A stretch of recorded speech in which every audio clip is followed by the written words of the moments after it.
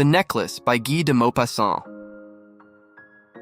Once upon a time, in a quaint village in France, there lived a woman named Mathilde Loisel. She was beautiful and charming, but she had no dowry, no prospects, and no way of being known or loved by any rich and distinguished man. So she married a humble clerk in the Ministry of Education, Monsieur Loisel. Mathilde always dreamed of a life filled with luxury and elegance. She longed for grand palaces, magnificent gowns, and sparkling jewels. But her reality was a modest apartment and a simple life. She often felt unhappy and discontented. One evening, Monsieur Loisel came home with a triumphant smile, holding a large envelope. "Mathilde, my dear," he said, handing her the envelope. "We have been invited to a grand ball at the palace." Mathilde's eyes sparkled with excitement, but then she frowned. "What do you want me to wear to such an event?" She sighed. "I have nothing suitable." Monsieur Loisel was taken aback. "Why? The dress you wear to the theater," he suggested. "It's very nice." Mathilde shook her head. "No, that dress is not suitable for such a grand occasion, and I have no jewels to wear with it," she said, distressed. Monsieur Loisel thought for a moment and then said, "Why don't you go to your friend, Madame Forestier, and ask her to lend you some jewels? She has many." Mathilde brightened at the idea and hurried to Madame Forestier's house. "Jean," she said, "could you please lend me some jewels for the ball?" Madame Forestier smiled and opened a large jewelry box. "Of course, Mathilde. Choose whatever you like." Mathilde's eyes fell upon a stunning diamond necklace. "This one!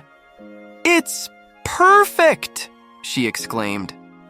Madame Forestier happily lent her the necklace, and Mathilde returned home overjoyed.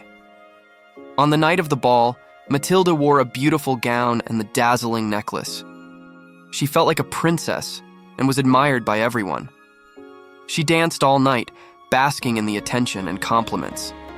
It was the happiest night of her life. But when Mathilde and her husband returned home, she realized with horror that the necklace was missing. "Oh no! The necklace! It's gone!" she cried.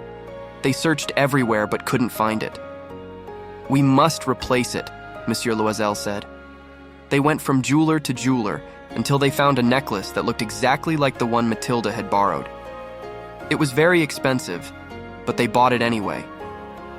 Mathilde returned the new necklace to Madame Forestier, who didn't notice any difference. But to pay off the debt, the Loisels had to sell their house and move to a smaller place. Monsieur Loisel took on extra jobs, and Mathilde worked as a maid. Years passed, and Mathilde aged prematurely due to the hard work and stress. One day she met Madame Forestier on the street. Madame Forestier still looked young and beautiful. "Hello, Mathilde. It's been so long. How have you been?" Madame Forestier asked. Mathilde hesitated, but then decided to tell her the truth. "Jean, I have something to confess. I lost the necklace you lent me and replaced it with a new one. We've been paying off the debt for the past 10 years. Madame Forestier looked at her friend in shock and pity. "Oh, Mathilde, my necklace was just a piece of costume jewelry.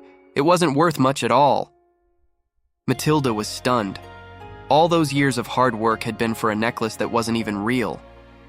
And so, Mathilde learned some important lessons. She realized that being honest can lead to better outcomes, that failing to admit a mistake right away can result in severe consequences, and that vanity and obsession with appearances can ruin one's life. With these lessons in mind, she strove to live a better life from then on. And so, dear reader, always remember, honesty, humility, and contentment are the true treasures in life. The end.